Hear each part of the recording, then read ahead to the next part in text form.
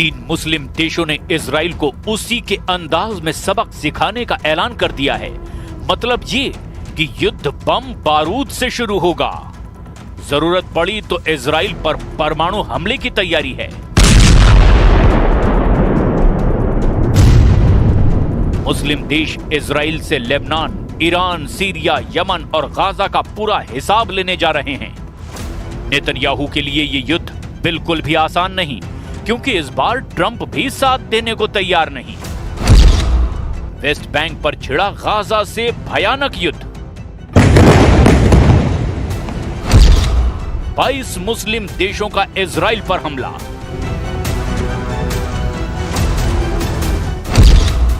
Trump के बीबी को कुचल डालेगा तुर्की। इजराइल बोला सीज फायर नहीं, बंकर फायर।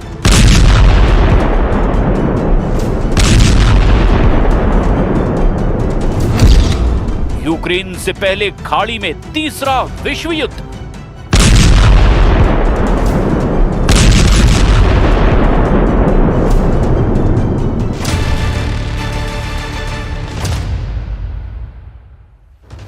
वेस्ट बैंक पर नेतन्याहू की टेढ़ी नजर ने महायुद्ध भड़का दिया है। इजराइल की हरकत से ट्रंप के भी होश उड़ गए हैं। प्रेसिडेंट ट्रंप ने सफाई भी दी है कि इजराइल कुछ नहीं करेगा, इजराइल वेस्ट बैंक से दूर ही रहेगा। लेकिन ट्रंप की सफाई अरब देशों को हजम नहीं हो रही है। अरब वर्ल्ड इजराइल को जला डालने के लिए उतावला हो रहा है। खाड़ी का नया बारूदी बखेड़ा महायुद्ध की शक्ल अख्तियार कर चुका है, जिसमें इजराइल फिलहाल अकेला दिखाई दे रहा है, जिसके खिलाफ खाड़ी के 3 सबसे ताकतवर देशों ने जंग का ऐलान कर दिया है। सऊदी अरब ने धमकी दी कि अगर इजराइल ने वेस्ट बैंक की तरफ देखा भी तो उसे धरती से मिटा दिया जाएगा। कतर ने ऐलान किया कि अगर नेतन्याहू ने वेस्ट बैंक पर कब्जा किया तो इजराइल को कोई नहीं बचा पाएगा। संयुक्त अरब अमीरात ने वार्निंग दी कि वेस्ट बैंक पर इजराइल के कब्जे की कोशिश महाविनाश की वजह बन सकती है। نؤكد هنا إدانتنا لجميع الانتهاكات والممارسات الإسرائيلية في فلسطين، ولا سيما تحويل قطاع غزة إلى منطقة غير صالحة للحياة البشرية، ومواصلة خرق وقف إطلاق النار، وتوسيع الاستيطان في الضفة الغربية، ومساعي تهويد الحرم القدسي الشريف. مؤكدين أيضا على أن قطاع غزة جزءا لا يتجزأ من الأراضي الفلسطينية من الدولة الفلسطينية. मुस्लिम देशों की युद्ध की धमकी से सुपर पावर अमेरिका भी एक्शन में आ गया है। इजराइल में ट्रंप दनादन अपने दूत भेज रहे हैं। किस ने नेतन्याहू से हाई प्रोफाइल मीटिंग की है? मीटिंग का मकसद क्या है? क्यों ट्रंप ने पूरा फोकस इजराइल फ्रंट पर लगा दिया है? ये सारी बातें जानने उससे पहले वेस्ट बैंक पर उनका प्रॉमिस भी सुन लीजिए। ट्रंप ने दावा किया कि वो वेस्ट बैंक में नेतन्याहू को कुछ भी नहीं करने देंगे। The West Bank is, don't worry about the West Bank. Israel's not going to do anything with the West Bank, okay? Don't worry about it. Is that your question? They're not going to do anything with the West Bank. Don't worry about it. Israel's doing very well. They're not going to do anything with it. Trump ने मुस्लिम देशों को पक्का promise किया, मगर उनके भरोसेमंद देश कहे जाने वाले ही यकीन करने को तैयार नहीं, खासकर सऊदी अरब, जिसका इजराइल के फाइनेंस मिनिस्टर ने मजाक उड़ाया। सऊदी अरब के प्रिंस मोहम्मद बिन सलमान को बेजलेल स्मोट्रिच की कही बातें चुप गई हैं। אם סעודיה אומרת לנו נורמליזציה בתמורה למדינה פלסטינית, חברים, לא תודה, תמשיכו לרכב על גמלים על החול במדבר בסעודיה, אנחנו נמשיך להתפתח באמת עם כלכלה וחברה ומדינה ואת כל הדברים הגדולים והנהדרים שאנחנו יודעים לעשות. अरब देश इजराइल की संसद में पेश हुए विधायक से भड़के हुए हैं।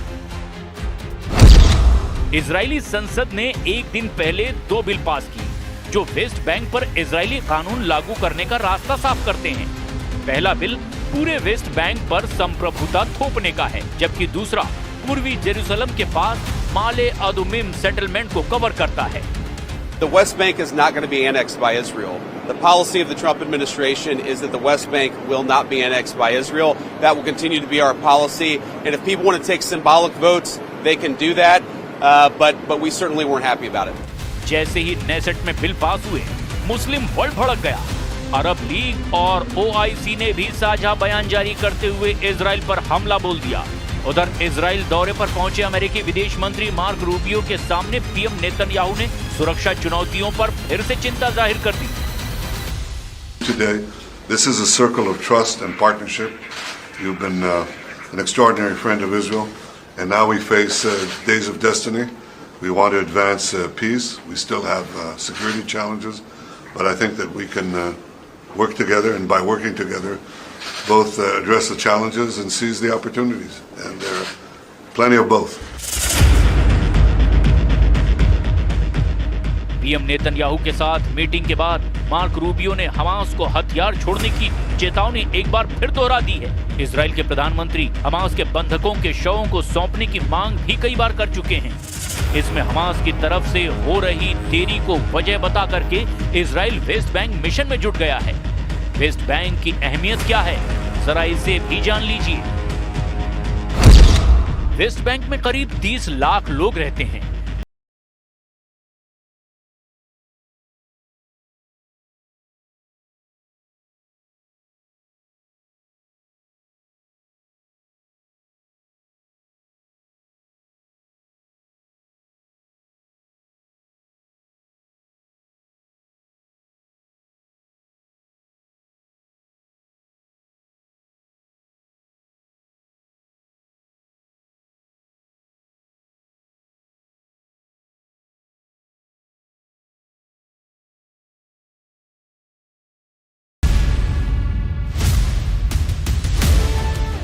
इजराइल ने अगर वेस्ट बैंक पर भी कब्जा जमा लिया तो फिलिस्तीन देश के लिए कोई जमीन नहीं बचेगी। इजराइल ऐसा करने के लिए सभी कोशिशें करेगा, क्योंकि नेतन्याहू पहले ही कह चुके हैं कि इस धरती पर फिलिस्तीन नाम का कोई देश वो बनने ही नहीं देंगे। पीएम नेतन्याहू ने गाजा युद्ध को मुक्ति युद्ध का नाम देकर के खतरनाक संदेश दिया है। ימי מבצע עם כלבי נגד איראן הדגשתי את הייעוד הנשגב שנטוע במורשתנו עם כלבי יקום. כך באשר למערכה כולה, זוהי מלחמת התקומה של עמנו כהמשך ישיר למלחמת העצמאות. אנו גם עומדים לפני חלוקת עיטורי גבורה וצל"שים לחיילינו ומפקדינו הגיבורים. כפי שהיה במערכות צבאיות קודמות, עיטורי המערכה הנוכחית יישאו את השם הרשמי.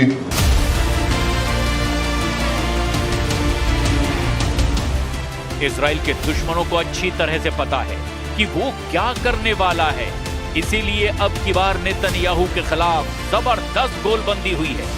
कोई शक नहीं कि युद्ध का खतरा बहुत ज्यादा बढ़ चुका है। पश्चिम एशिया में तनाव बहुत ज्यादा है, क्योंकि डोनाल्ड ट्रंप ने अब वेस्ट बैंक को अपनी नाक का सवाल बना लिया है। ट्रंप ने नेतन्याहू को क्लियर मैसेज दिया कि वेस्ट बैंक युद्ध में वो इजराइल का साथ नहीं देने वाले। तो फिर इजराइल का क्या होगा?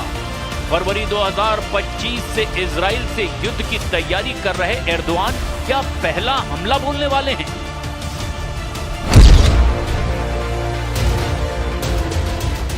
नेतन्याहू के लिए युद्ध का सबसे बड़ा फ्रंट अब खुल गया है, जिसमें इजराइल को 22 देशों की सेनाओं से भिड़ना पड़ सकता है। फिलहाल तो इस युद्ध में बारूदी तड़का तुर्की लगा रहा है। प्रेसिडेंट एर्दोआन हर दिन नए देशों को इजराइल के खिलाफ भड़का रहे हैं। गाजा पर ट्रंप के प्लान का खौफ दिखा करके एर्दोआन खाड़ी देशों में जबरदस्त वॉर प्लान पर आगे बढ़ते जा रहे हैं। एर्दोआन की गाजा पॉलिसी पर ज्यादातर देशों की सहमति भी है। मिस्र और जॉर्डन ने तो इजराइल के खिलाफ होने का ओपन ऐलान कर रखा है। मिस्र के राष्ट्रपति अब्देल फतह अल सीसी ने गाजा मुद्दे पर ही नेतन्याहू के खिलाफ मोर्चा खोला था। और एक बार फिर दुनिया भर से समर्थन लेने के बाद इजराइल पर एक्शन लेने का प्लान अरब अलायंस ने बना लिया है। एर्दोआन के वॉर ट्रायंगल ने नेतन्याहू को फंसाकर युद्ध में हराने का रोड मैप तैयार किया। एर्दोआन इजराइल को 1967 के दौर में ले जाने की धमकी कई बार दोहरा चुके हैं। Bu itibarla 1967 sınırları esas alınarak başkenti Doğu Kudüs olan bağımsız, egemen ve coğrafi bütünlüğü haiz bir Filistin devletinin vücut bulması şarttır. Türkiye ve Malezya bu noktada çabalarını ve Filistin'e desteğini hız kesmeden Erdogan ने युद्ध त्रिकोण कुछ ऐसा बनाया जिसमें फंसा Israel पूरी तरह तबाह हो सकता है। वेस्ट बैंक में ट्रंप का वादा इजराइल ने जैसे ही तोड़ा, तुर्की इजराइल पर 3 तरफ से हमला करने का प्लान बना सकता है, जिसमें पश्चिमी छोर से अरब देशों की संयुक्त सेना इजराइल पर टूट पड़ेगी, तो उत्तरी छोर से अंकारा से ऑपरेट होने वाली सेना और कमांडर जुलानी की फौज होगी। तीसरे फ्रंट पर यानी दक्षिणी छोर से इजराइल को मिस्र की लीडरशिप से चुनौती मिलेगी।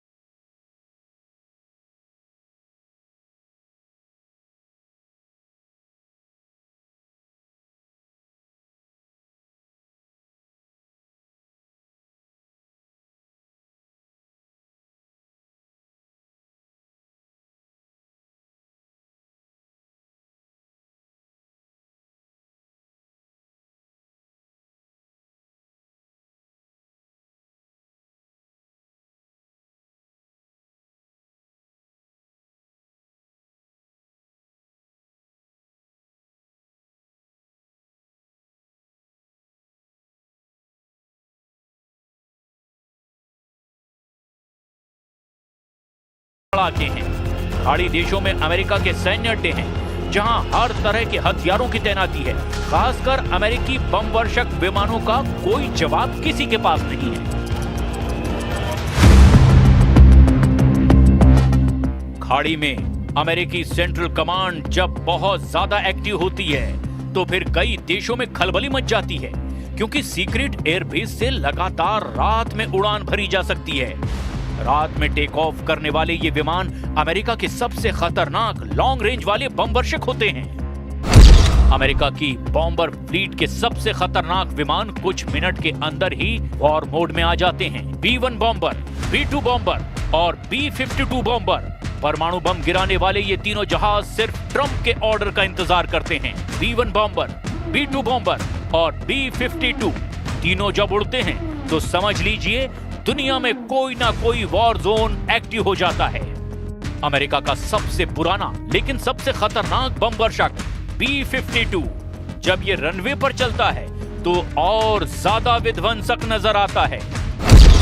अमेरिका का B-52 32,000 किलो के बम लेकर उड़ता है। ये एक न्यूक्लियर बम वर्षक विमान है। 8 इंजन की पावर से उड़ने वाला B-52 दुनिया का सबसे पुराना और सबसे खतरनाक बॉम्बर माना जाता है। इस बम वर्षक विमान को अमेरिका हमेशा एक बहुत ही खतरनाक मैसेज के रूप में इस्तेमाल करता आया है। हालांकि अब तक ट्रंप सिर्फ इजराइल के हक में उसके दुश्मनों को अपने हथियारों से डराते रहे हैं, मगर वेस्ट बैंक पर उनका रुख नेतन्याहू से बिल्कुल अलग है। ट्रंप चाहते हैं कि गाजा समझौता किसी भी सूरत में बरकरार रहे, लेकिन इजराइल के इरादे खौफनाक हैं। वेस्ट बैंक में इजराइल डिफेंस फोर्स की एंट्री युद्ध की आग भड़का सकती है, और अगर ऐसा हुआ तो समझ लीजिए कि पश्चिम एशिया से शुरू होगा ऐसा बड़ा युद्ध जो यूक्रेन की जंग से भी खतरनाक होगा, जिसे रोकना ना ट्रंप के बस की बात होगी, ना खामनेई और ना ही एर्दोआन की। एक नया वॉर जोन वेस्ट बैंक से निकलकर इजराइल में बन जाएगा, और फिर वर्ल्ड वॉर का खतरा भी मंडराने लगेगा, जिसमें एटम बमों का धमाका भी हो सकता है।